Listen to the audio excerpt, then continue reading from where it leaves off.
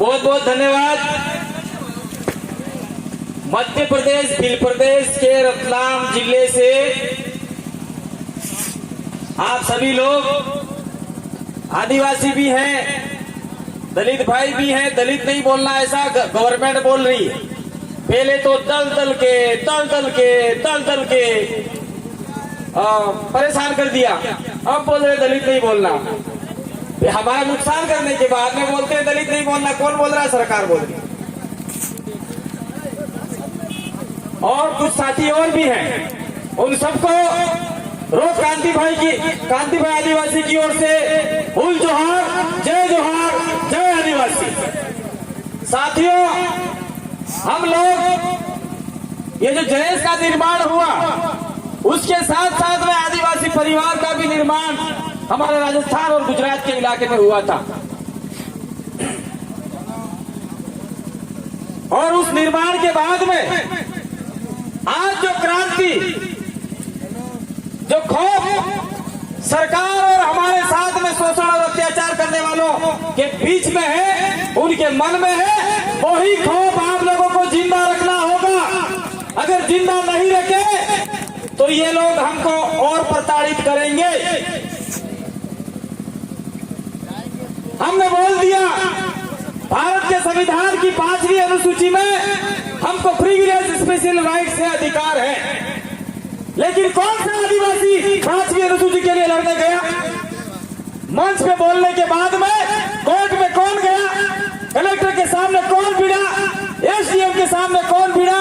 और कलेक्टर को बोला क्या कि भाई तुमको तो मेरी भाषा समझ में नहीं आती कलेक्टर साहब, इसलिए मेरे इलाके में नौकरी नहीं कर सकते। ऐसा कौन सा आदिवासी आके बोला कलेक्टर के सामने? एसडीएम के सामने कौन बोला? एसडीएम तमें मारा इलाका में खबर नहीं पड़े, मैं बोलू ही जातो रहा है। कि ये कौन से आदिवासी ने बोला किसी ने? और हम बहुत चिल्लाते रहते हैं कि हमारा ये अधिकार है, ये अधिकार है। उस अधिकार को अमल में लाना पड़ेगा, धरातल पे उतारना पड़ेगा। हम कहते हैं कि हम वो आदिवासी हैं जो शेर के साथ में पंजे लड़ाते थे। हम वो आदिवासी हैं चलते हुए बकरे को काट देते, पता नहीं चलता। अरे वो तो हमारे बाप दादा काटते थे। लेकिन आज कहीं कहीं हमारी कमजोरी आई है, उस कमजोरी को जानना होगा, समझना होगा। दूसरी बात हम बोल रहे हैं, जल जंगल जमीन हमारा है। एक तीर एक कमान, आदिवासी एक समान। अरे जल जंगल जमीन तो हमारा है, लेकिन ये जमीन आज हम जिस पे कार्यक्रम कर रहे हैं, वो जमीन पे कब्जा कौन करना चाह रहा है? और इस पे कब्जेदार कौन है? इस पे कब्जेदार हमारा आदिवासी है। लेकिन आज कब्जा करना चाह रहा है मध्य प्रदेश का गवर्नमेंट और केंद्र सरकार की मिलीजुली भगत के। तो क्या जो हमारा आदिवासी यहाँ से विस्थापित होगा, उसके लिए प्रत्येक आदिवासी को 10-10, 15-15 बीघा जमीन जंगल में से देगा क्या? नहीं देगा। यहाँ से निकाल दिया, वो बोलेंगे आप तो अवैध कब्जा करके बैठे हो, इसलिए जाइए। फिर हम बोलते हैं जल हमारा है।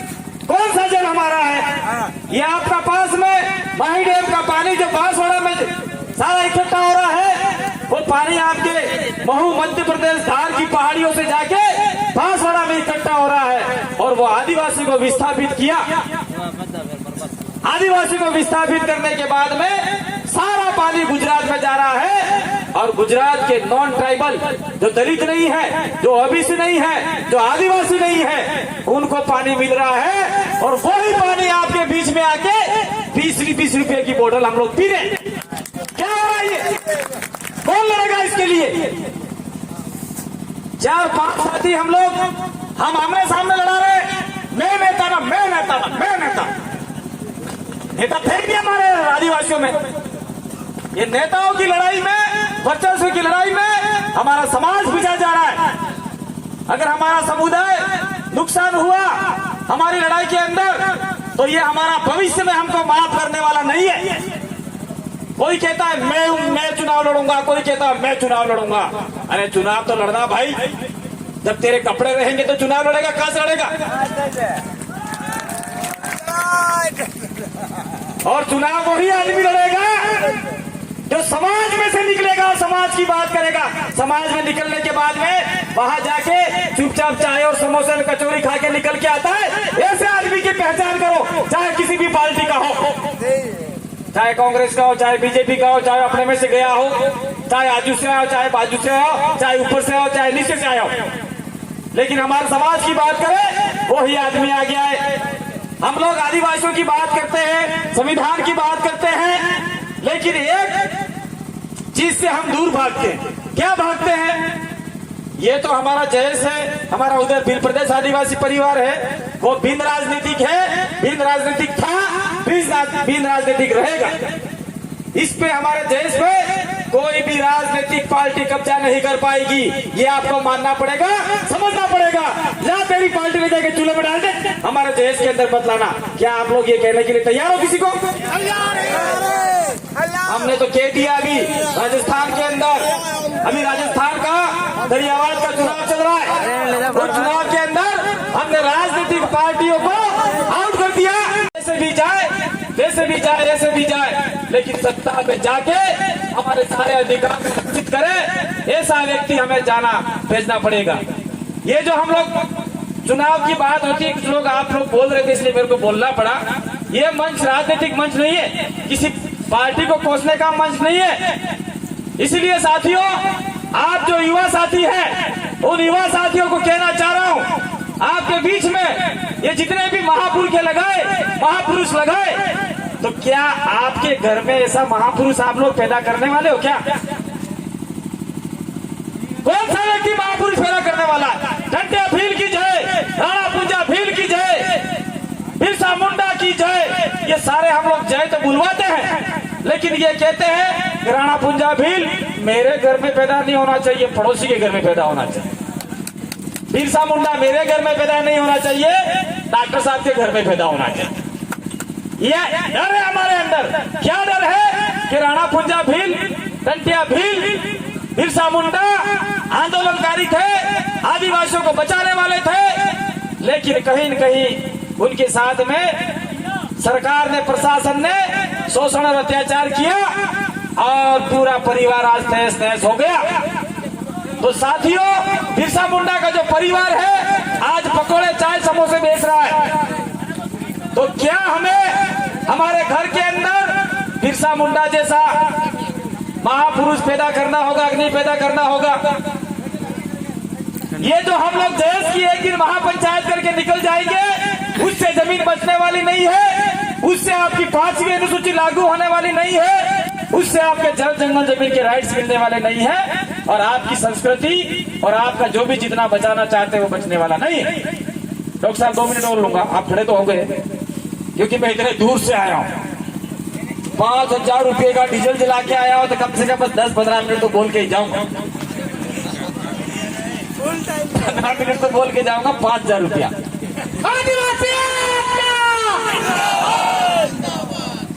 साथियों, कुछ समय पहले हमारे वो डॉक्टर साहब ने बता दिया, वो लोगों ने बताया कि जयेश की बड़ी बड़ी महापंचायतें हुई, मनावर के अंदर हुआ, जो सीमेंट फैक्ट्री के लिए हम लोग राजस्थान से हजारों की संख्या में आए, मध्य प्रदेश से आए, गुजरात से आए, क्या वो सीमेंट फैक्ट्री हटी? क्या नहीं हटी? तो ये अपन जिस जमीन पे बैठे हैं, वो जमीन सरकार अधिग्रहित करने से रोकेगी क्या? नहीं रोकेगी। तो उसके लिए हमें क्या करना है? हमारा जो डिमांड है, जो मांग पत्र है, उस मांग पत्र के अंदर हम लोग चाहते हैं कि हमारे आदिवासियों को जमीन मिले और अधिकतम आदिवासियों को नौकरी मिले। लेकिन मुझे लगता है कि आदिवासियों को नौकरी मिलेगी, लेकिन झाड़ू निकालने की देंगे ये लोग। जाओ। और हमारा मुद्दा ये होना चाहिए, ये जो कंपनी बनेगी, इस कंपनी के अंदर हमारा 50% हिस्सेदारी होनी चाहिए, तो हमारा ये सक्सेस सफल होगा ये आज का कार्यक्रम। और भारत के संविधान में साफ लिखा हुआ है, आदिवासी क्षेत्र में होने वाले खनन, बनने वाले माइंस का 50% हिस्सेदारी आदिवासी की होगी। लेकिन वो भी ये राजनीतिक पार्टियां और नेता जो गुलाम चाटुकार चरण चाट तो चरण को चाटने वाले दिल्ली में बैठे उनके चरण चाटते हैं, क्योंकि आज मुझे टिकट नहीं मिलेगा, कल नहीं मिलेगा। टिकट के लालची लोग हमारा सारा अधिकार बेच के आ गए। फिर भी कुछ लोगों ने लड़ा। अभी ये गोंसाल्विस जैसे वकील साहब आए थे, ऐसे लोग भी हमारा कुछ सहायता करने वाले हैं। तो सुप्रीम कोर्ट का जो 50% का आदिवासी की सदारी होगी वो रद्द हुआ। उसके बाद में 23% आया। 23 के बाद में अभी मात्र 12% हमको मिल रहा है, लेकिन वो पैसा कहाँ जा रहा है किसी को पता नहीं है। ना आपको पता है, ना यहाँ बोलने वालों को पता है। जो माइंस है आपका, इधर खदान हो रही है, आपके जितनी फैक्ट्रियां लग रही है, उसका पैसा आदिवासियों पे खर्च होगा। ये 12% पैसा खर्च होगा, लेकिन कैसे होगा? आपकी पंचायत में, आपके जनपद में, आपके जिला पंचायत में आएगा और सीधा आपके पंचायत के खाते में आएगा। और वो पैसा आदिवासियों की शिक्षा, स्वास्थ्य और विभिन्न सुविधाओं के लिए होगा। हमारे डूंगरपुर राजस्थान के अंदर, इसको आप लोग ध्यान से सुनिए, डूंगरपुर राजस्थान के अंदर सुराता पाल है, जहाँ हमारा रोद गोत्र का बहुत बड़ा इलाका है। वहां पे माइंस आए ग्रीन मार्बल वाले और हमारे आदिवासियों ने विरोध किया। जा तेरे लई जा तारा माइंस हमारा डरने को ने हमारे आने चाहिए। हमारे लोग तीर कमान लेके निकल गए। फिर वो माइंस वाले ने कहा मैं हर साल 50-50 मकान बना के दूंगा। तो हमारे आदिवासियों को 50-50 मकान मिले हैं, लेकिन कुछ समय बाद में कांग्रेस और बीजेपी के नेता जीत जाने के बाद और गए और कंपनी वालों को बोला, माइंस वालों को बोला इनको नहीं देना, मकान नहीं देना, सारा चंदा मुझे देना और मैं चुनाव लड़के जाऊंगा तो आपकी माइंस एक पट्टा मिला है और पट्टा दूंगा और पट्टा दूंगा। आज पूरा इलाका जमीन के नीचे से खोद लिया है। अगर भूकंप आएगा तो हजारों आदिवासी दब के मर सकते हैं। ये स्थिति पैदा करती है। तो हमारे जो जीते हुए लोग जाते हैं वो कहते हैं कि आदिवासियों को मत देना, वो तो चुनाव में मैं उसको इतनी पौवी दे दूंगा, दारू की बोतल दे दूंगा छोटी सी और 5 रुपये दे दूंगा और वोट ले लूंगा। आप तो खोदते जाओ खोदते जाओ खोदते जाओ। आज खोदते खोदते सारे आदिवासी इलाके में पूरे भारत देश के अंदर ये लोग घुस चुके हैं और हमारा आदिवासी फिर भी चुप है। नहीं, मेरे को तो एक बोतल मिल जाएगा, 5 रुपए मिल जाएंगे, मेरी जिंदगी निकल जाएगी। साथियों, हमारे बाप दादाओं ने जो लड़ाई लड़ी थी, 5वीं अनुसूची का जो हमारा अधिकार लिया था, वो अधिकार नेता तो छीनना चाहते हैं, लेकिन हम भी लड़ना नहीं चाहते। हम भी चाहते हैं कि हमको घर बैठे बैठे मिल जाए। रोटी तो माँ ने बनाई, लेकिन आप ये सोचते हैं कि रोटी सीधी मसल के मेरे मुंह में डाल दे और मेरे मुंह में भी मेरी माँ ऐसा ऐसा मुंह हिलाए और मैं चबाना भी नहीं चाहता और पेट में सीधा चला जाए। ये अगर ये ही भावना हमारे अंदर रही तो निश्चित रूप से हमारा नुकसान होगा। और जितनी हमारी महिला आ रही है, यहाँ पे जितनी हमारे यहाँ पे जितनी महिला आई है, वो महिलाओं को पता ही नहीं है, हमारी माता बहनों को पता ही नहीं है यहाँ पे कौन सा कार्यक्रम हो रहा है, क्या लोग हैं, कौन सी पार्टी है, क्या है। ये पार्टी वार्टी नहीं है। आज से आप लोग कसम खा के जाओ, रतलाम जिले के अंदर हर गांव के अंदर, हर घर के अंदर आदिवासी विचारधारा, संवैधानिक विचारधारा, बाबा साहब की विचारधारा, बिरसा मुंडा की विचारधारा, टंट्या भील की विचारधारा हर घर के अंदर जानी चाहिए और हर बच्चा टंट्या भील जैसा बनना चाहिए और बिरसा मुंडा बनना चाहिए और संवैधानिक दायरे में भीमराव अंबेडकर जैसा बनना चाहिए। तो आपके सारे अधिकार बचा पाएंगे, नहीं तो कोई अधिकार बचने वाला नहीं है। टाइम हो गया, चिट्ठी आ गई, समय समाप्त। बहुत बहुत धन्यवाद। हम लोग किसी का समय नहीं खाना चाहते। आप लोगों ने हमें यहाँ बुलाया नहीं, मैं मेरी मर्जी से आया, कोई बुलाता नहीं है। मेरे घाट के पैसे, मैं भी बेरोजगार हूँ, डबल MA हो, PGDCA हो, B.Ed किया हुआ है। मेरे साथ में जो साथी आए हैं वो सारे डबल MA PGDCA है। सारे सरकार चाहे राजस्थान की हो, चाहे गुजरात की हो, चाहे महाराष्ट्र की हो, युवाओं पे लाठियां बरसाती है, नौकरियां नहीं देती है। तो मैं मेरे पैसे से आया हूँ, खुद के पैसे से आया हूँ। जहाँ समाज मुसीबत में खड़ा होगा, जहाँ समाज का सम्मेलन होगा, वहाँ आप लोगों को भी ललक होनी चाहिए। नहीं, मुझे जाना है, जाना है, जाना है, जाना है। चाहे बोलने मिले या नहीं बोलने मिले, हम बोलने के भूखे नहीं।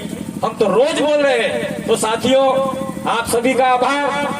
ये जो आपका जयेश महापंचायत रतलाम के अंदर रखा, कहीं न कहीं अभी हमारे राजस्थान से 4-5 हजार लोग तो इसी में आते, लेकिन अभी वहाँ मध्यावधि चुनाव हो चुके, वहाँ हमारा किसी राजनीतिक पार्टी से नहीं, वहाँ स्वतंत्र आजाद आदिवासियों द्वारा सिलेक्शन प्रणाली से चुना हुआ आदमी चुनाव लड़ रहा है।